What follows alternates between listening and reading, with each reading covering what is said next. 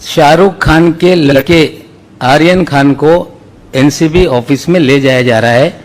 आप लोग देखें, फिर उसकी मैं डिटेल आपको दूंगा। जो हेयरलेस आदमी है उसको लेके जा रहा है, उसको उसकी वीडियो जरा प्ले करिए, आप दिखाइए।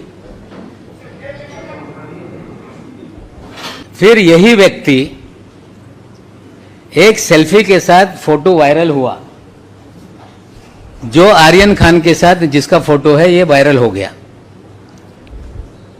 फिर एएनआई ने दिल्ली के एनसीबी के अधिकारियों के हवाले से एक खबर जारी की कि ये एनसीबी का अधिकारी नहीं है, इसका एनसीबी से कोई संबंध नहीं है। यही सबसे बड़ा सवाल है कि ये व्यक्ति कौन है। अगर ये एनसीबी का अधिकारी नहीं तो इस व्यक्ति को, एक व्यक्ति जिस पे आरोप है कि वो ड्रग इस्तेमाल करता है या उसके पोजीशन में ड्रग मिला तथा कथित, उसे वो घसीटते हुए, लाइट चालू करो, घसीटते हुए एनसीबी कार्यालय में कैसे ले जा रहा था, ये एनसीबी को बताना पड़ेगा कि इसका और एनसीबी का क्या कनेक्शन है। दूसरा एक वीडियो मैं आपको दिखा रहा हूं, जो दूसरा एक आरोपी है अरबाज सेठ मर्चेंट, उसे भी एएनआई ने फीड रिलीज की,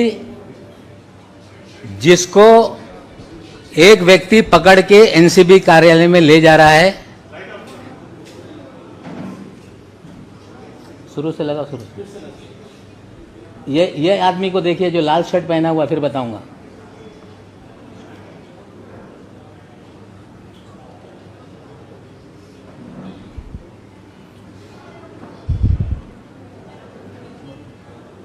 जो मरून शर्ट वाला है, मैं इसको दे देता हूं, आपको देख लेना आप लोग।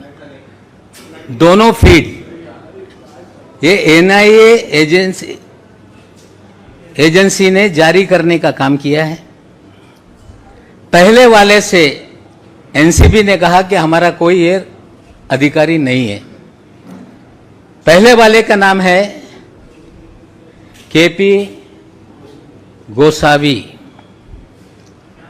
जो दूसरा वाला व्यक्ति है जो अरबाज को ले जा रहा है, उसका नाम है मनीष भानुशाली।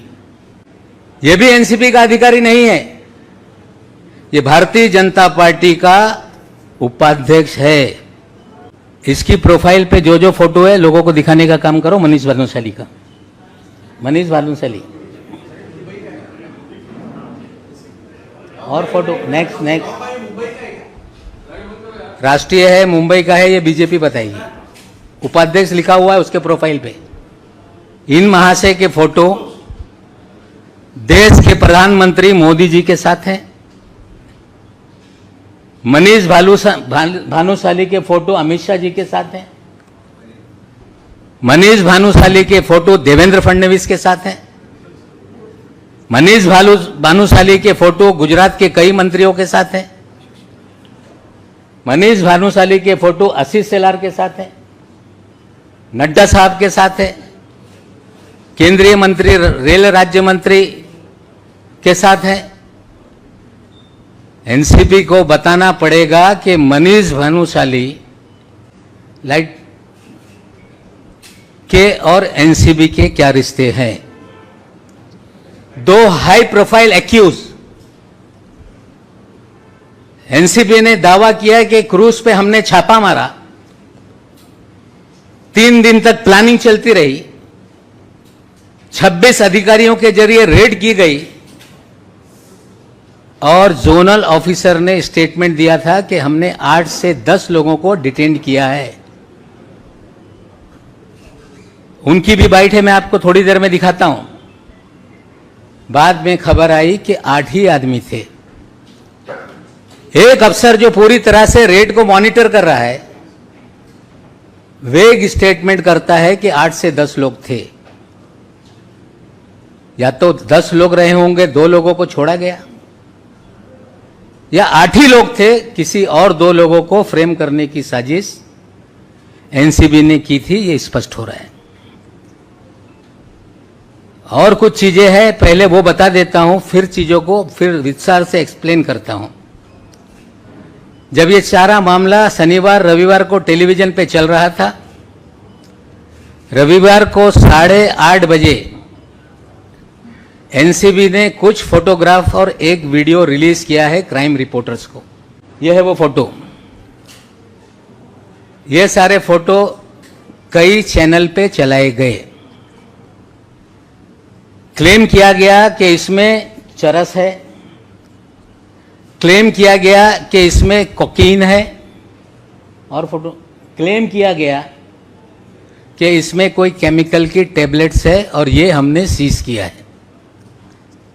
किसी भी रेड में सीजर करते समय उसका एक प्रोसीजर है, एनडीपीएस एक्ट में भी प्रोसीजर है।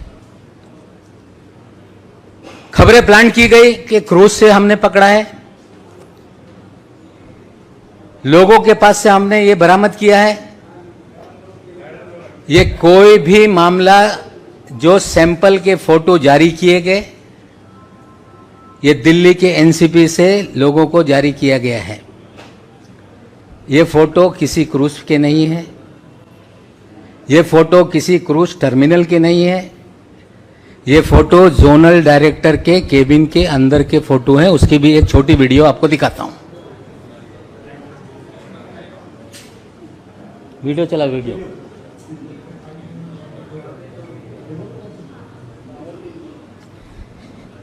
किसी भी सीजर का एक प्रोसीजर है कि जहां पे छापेमारी हो, लाइट चालू करो, छापेमारी हो, वहां पे पंचनामा बनाया जाए, जो भी सीज मटेरियल है उसे सील किया जाए, सील करके स्ट्रांग रूम में रखा जाए, और जरूरत पड़े अगर सैंपलिंग को भेजना है तो ये मैजिस्ट्रेट के सामने परमिशन से खोल के सैंपलिंग की जाए और मैजिस्ट्रेट के सामने सील किया जाए। ये सारे वीडियो और फोटो ये बताते हैं कि क्रूज पे कोई भी सीजर नहीं हुआ। ये सारे वीडियो फोटो बताते हैं कि ये वीडियो जोनल डायरेक्टर के कार्यालय का है। या तो ये पूरा मामला फर्जी बनाया गया है, पब्लिसिटी के लिए बनाया गया है, मामला न्यायालय में है। जिनके खिलाफ मामला है वो कोर्ट के सामने अपने तथ्य रखेंगे। लेकिन पहला सवाल मेरा यह है एनसीबी से कि मिस्टर गोसावी का जोनल डायरेक्टर से क्या रिश्ता है, ये उसको खुलासा करना पड़ेगा। अगर एनसीबी कहती है कि ये एनसीबी का अधिकारी नहीं है, तो किस तरह से 2 हाई प्रोफाइल एक्यूज को ये हैंडल कर रहे थे? मनीष भानुशाली ये एनसीबी का अधिकारी नहीं, फिर ये दूसरे हाई प्रोफाइल जो एक्यूज है उसको कैसे हैंडल कर रहा था?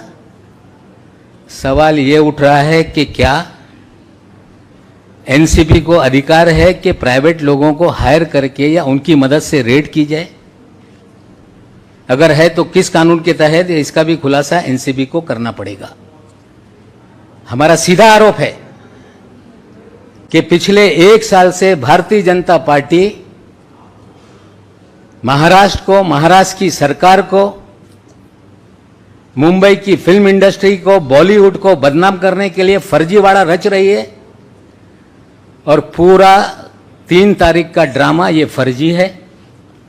और श्री मनीष भानुशाली, इनका प्रोफाइल अभी उन्होंने लॉक कर दिया है। कल शाम से गोसावी का प्रोफाइल लॉक है, लेकिन मनीष भानुशाली के हमने 2 दिन में उसकी जो मूवमेंट है हमने निकाली है।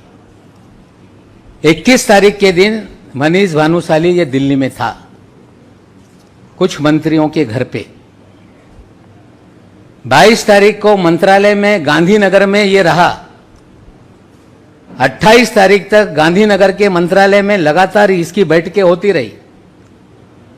और ये 21-22 तारीख की तारीख बहुत इंपॉर्टेंट है।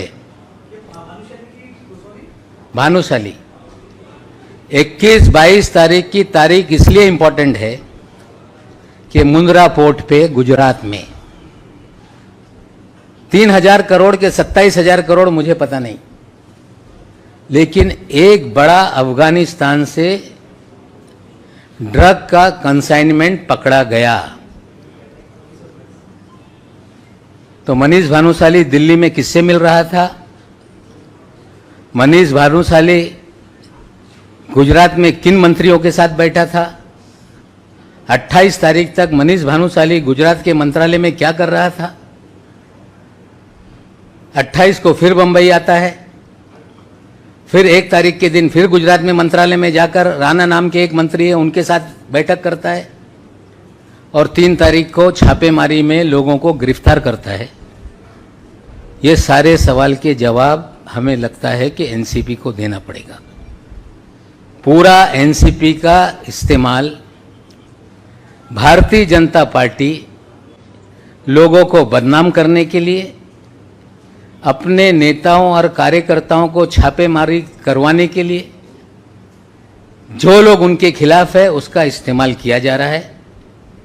हमने सवाल खड़े किए हैं कि मनीष भानुशाली का गुजरात ड्रग का क्या कनेक्शन है, एनसीबी बताए। भारतीय जनता पार्टी बताए कि उनका उपाध्यक्ष राष्ट्रीय उपाध्यक्ष है, जो मोदी जी का एक्सेस है, जिसे अमित शाह जी का एक्सेस है, जेपी नड्डा का एक्सेस है।